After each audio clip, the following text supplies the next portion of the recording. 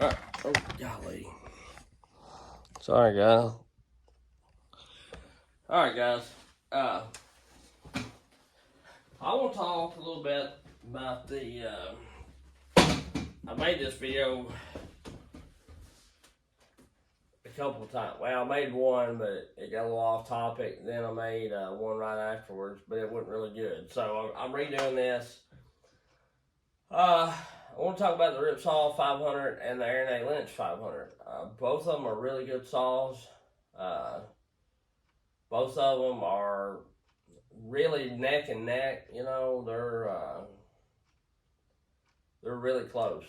I'll say this right out of the gate. It seems that the Aaron A. Lynch saw is just a tad bit more torquey, and that the RIPSAW is a tad bit more up on like the zip or whatever.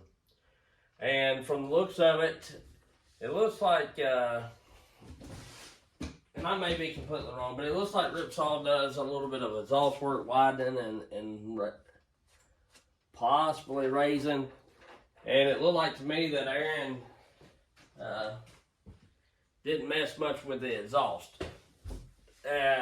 But I also always tell them that I want my saws built for torque. So, you know, I'm pretty certain if you raise the exhaust roof, then you lose torque. You may gain speed, but you lose torque. But here's the deal. Neither one of them are like miles apart. Aaron's is a bit more torquey, but just by a little. And theirs maybe a bit more zippy, and just by a little. Like, it was so hard to tell for me running that. Like, I had to go back myself and look at the times. To look at the times to see which saw beat whatever. And in my short, I cut some times off, which there's a long coming out of it. They were all in the 5 to 6 second range. Every cut was, and 15 inches of white oak. Same bar, same chain, whatever. RIPSAW's saw does not have as much time on it as the Aaron A. Lynch saw. So it might get a little stouter, you know, more torquey. I don't know. We'll have to see. They say they start running good. Gordy with West Coast Saw say the 500s really start running good after about 15 or 20 tanks. And we'll see. I know that 500 I there really runs good of Aaron A. Lynch's. And this RIPSAW one does too. I love the 500i and I love the 400C. Because, you know, they make good power and they're light saws. But Aaron told me that he went about as far as he could go without changing pistons or something like that, you know, going like really, really far. So I'm assuming RIPSAW does about the same. You know, they go about as far as they can without having to start interchanging parts and maybe lowering the reliability chance. But, so with that being said, you know, which saw would I pick? Either one of them would be fine with me if they were the same price, you know what I'm saying? Like, you know, just per se, somebody walked up to me, had both saws, said they're both $1,200, pick whichever one, I wouldn't really care. You know, if Aaron was higher than RIPSAW, then I would go with RIPSAW. And RIPSAW is higher than Aaron, what I can get a saw to Aaron for. So, you know, if I had another 500i built, I would have Aaron build it or someone like that. Just due to the fact that RIPSAW is a tad bit more expensive, I think by the time it's said and done, I give right at $2,100 or $2,200 for the RIPSAW 500. I think. I can't remember. I'd have to go back and look exactly. Like maybe it's $2,199 or $2,099. I can't remember exactly. But it was over $2,000. Okay, and so, but the good thing about RIPSAW is they will put it up. You know, you can put it on payments if you want to. I don't know of a whole lot of other people that's doing that. So if you're first starting out or if you don't have just a whole lot of bunch extra money saved up for, you know, $2,000 for a chainsaw, and you really want the 500i, you know, you can set them dudes up on payments. It's going to cost you money and interest and whatever. But for some people, it's easier to pay over time than it is to just buy something outright. So that's the world we live in. That's pretty much the way the world's set up these days. I try to buy stuff cash if I can. But of course, some things you've got to buy. Well, some people don't have to, but for me, some things I do got to put on payments. Saws typically aren't one of them. But anyhow,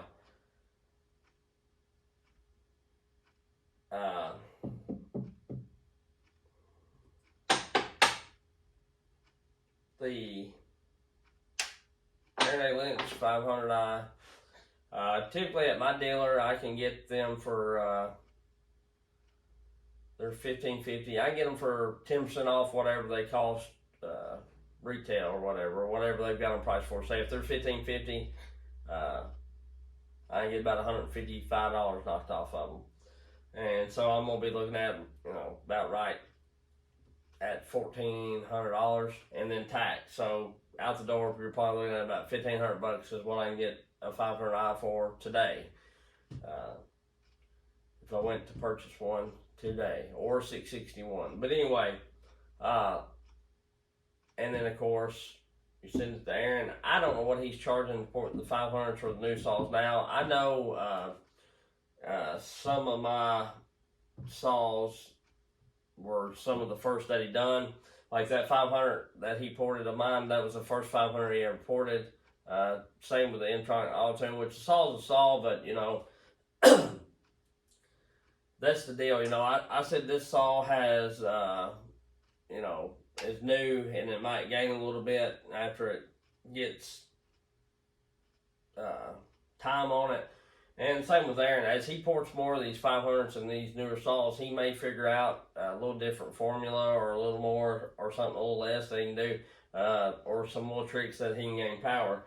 Like I say, it was his first saw, but I fully trusted him.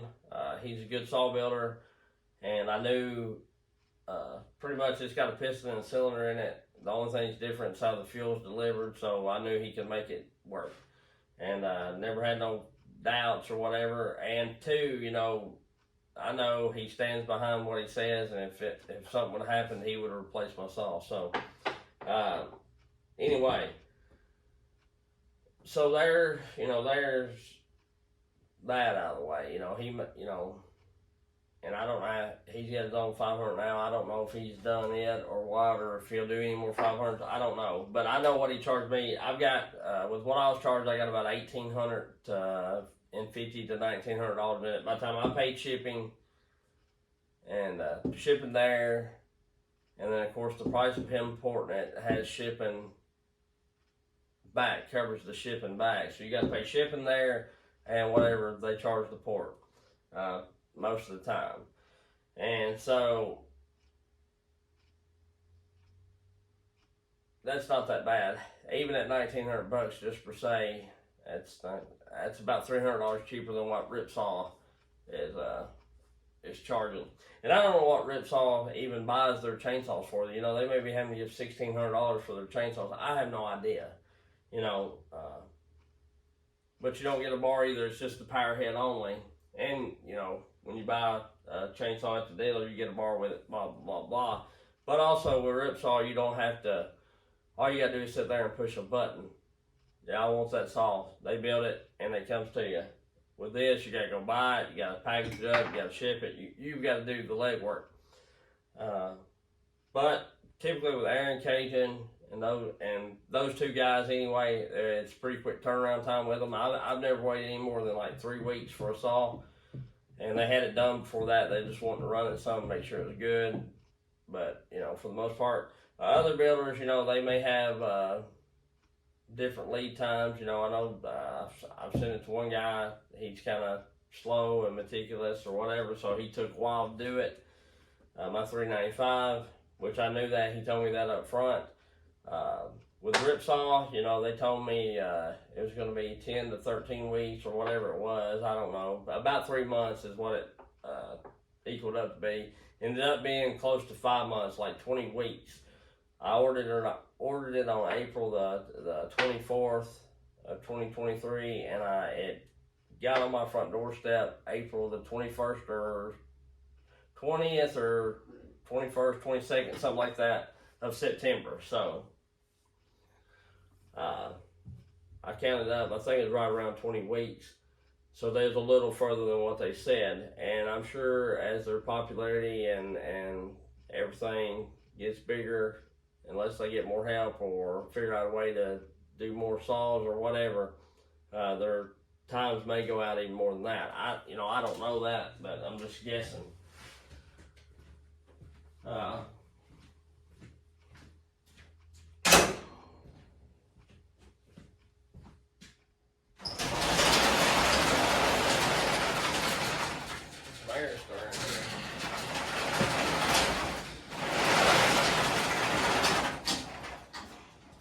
It's a little cool outside. We're getting rain, a lot of rain. We need some rain. Boy, it's dry here, like really dry. But so here's the deal, it's just in what a person wants. I don't know the warranty on RIPSAW saws. I didn't read into it. And, I don't know what Aaron does either, really. I'm sure, if you get an Aaron saw and 2 days later after you got it, he'd probably make it right. But, any builder is not going to you're not going to keep a saw for 3 months, a ported one, and then it blow up and then fix it. And some of them he might, I may be speaking wrong, but to me it would be hard to do that just due to the fact that you don't know what mix a person's running, nor do you know if they're running sharp change or not. So there's some pros and cons. Also, with RIPSAW, they'll port a saw for anybody. Anybody can go on their website if you got the money and buy it. Some individual builders, they want to know you. They want to know that you run a good mix, a good oil, good gas, and they want to know that you run sharp chain. And they want to know that you're not going to try to get one of their saws and make them look like trash. Some of them, and I get that. So there's just a few pros and cons of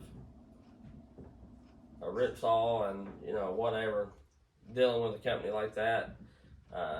And dealing with an individual, it just is what it is. It's all on what a person wants. For me, I like having and RIPSAW may do this too, like Aaron and Cajun, every time they build a saw for me, they ask me, how do you want it built for? I always tell them torque. I always want torque, because I'm cutting hardwood, and I want to run the lightest saw with the longest bar I can to cut hardwood, which really the longest bar I ever run is mainly a 28. Now every once in a while I'll run a 32 or a 3-footer, depending on like what size wood I'm cutting. That huge beech or whatever, it was a little over 4 foot on the stump, so I did run a 32-inch bar on it. And it just depends on what kind of cutting I'm doing too. If it's a danger tree, I kind of like having a bar that reaches all the way through instead of having to walk around. But if I'm cutting more like a timber, like a logging aspect where there ain't a chance of hitting any homes or anything, then a short bar works for me, because I just walk around the tree anyhow. So I cut a little bit different every time, and I cut slow to make sure I'm right. I'm not in no big hurry. So anyway, all in all, they're they seem good. I did an unboxing video as well, which I don't typically unbox stuff, just due to the fact that I don't mind watching them on other people's channels, but I just don't like doing unboxing videos, because it's like, to me, I feel like I'm going, hey, look here what I got. I just got another something other, just another something other. And you can just see it, but I don't like really throwing attention to stuff that I buy, you know what I mean? But RIPSAW sent the manual, sent the tools, and they also sent me a shirt. I'll go get it. It's a fairly nice shirt.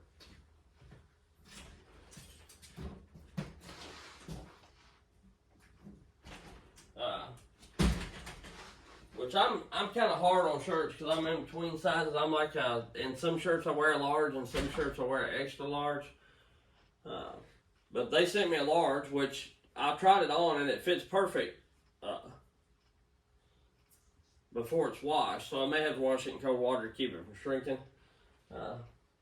Maybe, and it may shrink up. I don't know. But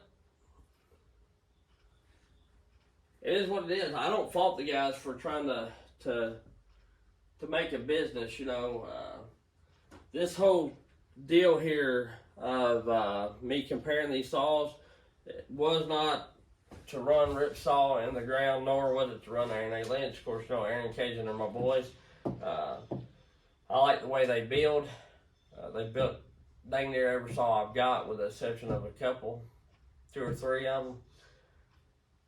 But I done it because I was wanting to compare it to, you know, another builder that people know in this area, you know.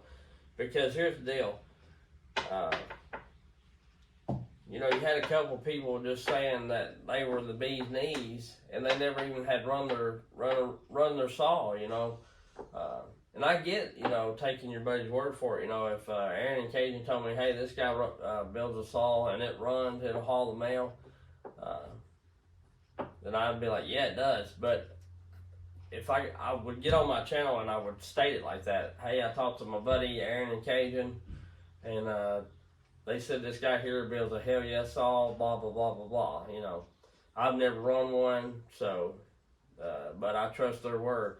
But these guys are on here like, oh yeah, go check out RIPSAW. They're a good company. They're a you know, the best saws, yada, yada, yada. And I know they're going off their buddy's word, and, you know, he knows a lot about saws, but, you know, you get what I'm saying? Just everybody got on a kick of it, and I never really seen them compared to anybody. You know, and for the price, I just didn't know how much work they put in. But honestly, the 400 and the 500, they both run fairly good. You know, Cajun went, I feel like he went pretty strong on that 400. And because he was able to, like some stills, you know, with their intake time or whatever, to get them really hopped up, you gotta JB weld the intakes or whatever, epoxy the intakes. And he asked me if, you know, he could have went hotter on that 462 because I really like that 400.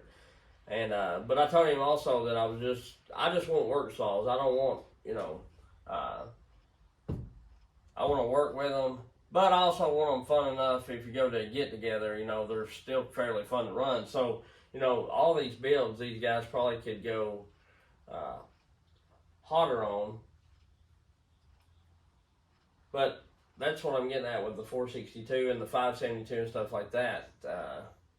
You know, I think you can just get a little more out of that 400 than you can the 462 with doing less work to the 400. You know what I mean? Like, you could get it out of the 462, but your epoxy and stuff. And he asked me, he said, I can epoxy it if you want to.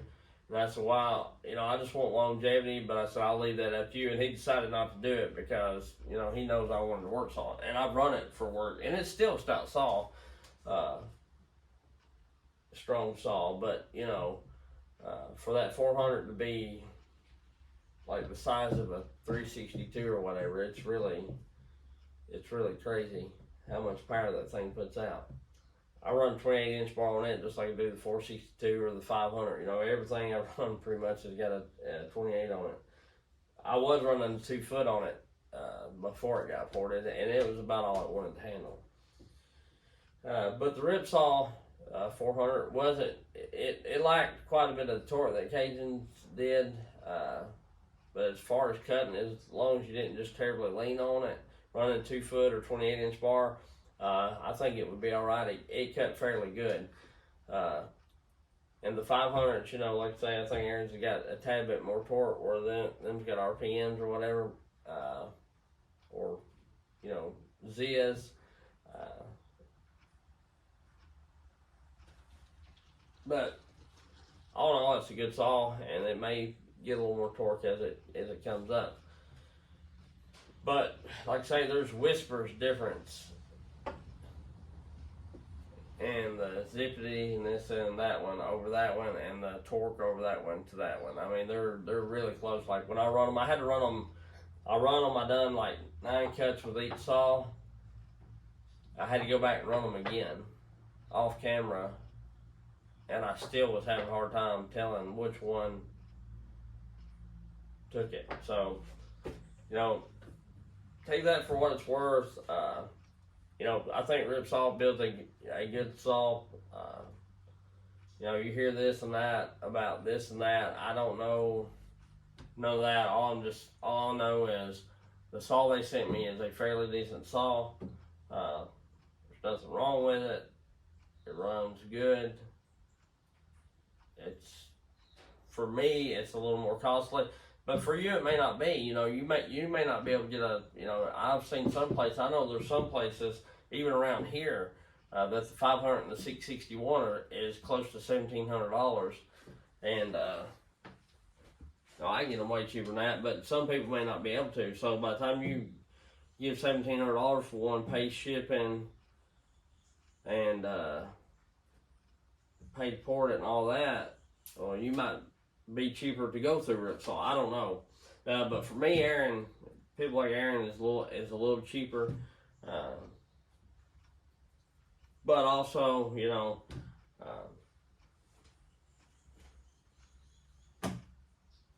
you can put RIPSAWs up on payments or whatever. Which I know I've done said all that, and I'm gonna quit rambling. But either way, I don't think you would go wrong. Just if you wanted a saw from RIPSAW, you better not be in a hurry for it. But somebody like Aaron, Cajun, people, you know, like that, they may work in. If you're in a hurry, you make it work in. And I think RIPSAW's got expedited shipping or expedited work or something like that. You pay more money and get it back quicker. I don't know that for a fact either, but I'm just saying. The saws are apples and apples. To me, running them. So what I'm getting at is what's going to make the difference is what budget suits you the best and the length that you can wait on it and all that kind of stuff. It's basically what I'm saying. The saws are built well enough by both parties. But at the end of the day, really, I mean, for the most part, it should come down to cost. Can you wait 5 months, 20 weeks, whatever it is for RIPSAW, or do you need it back in 3 weeks? And Aaron and Cajun's stuff may change, you know, as, you know, I know sometimes I talk to Aaron, he's like, I got 2 or 3 saws ahead of you, which I'm slow at getting stuff shipped anyway, so it'll take me a minute. By the time I get it shipped, he's might be ready for me. And then sometimes, you know, he'll be like, I'm finishing one up now and I'll get you in line for it or whatever. So, you know, that may be subject to change times with everybody, you know what I mean? But all in all, the saws run good, and what I'm getting at is it's going to come down to how long you want to wait and what it costs you. So, anyway, we'll catch y'all later. Have a good one.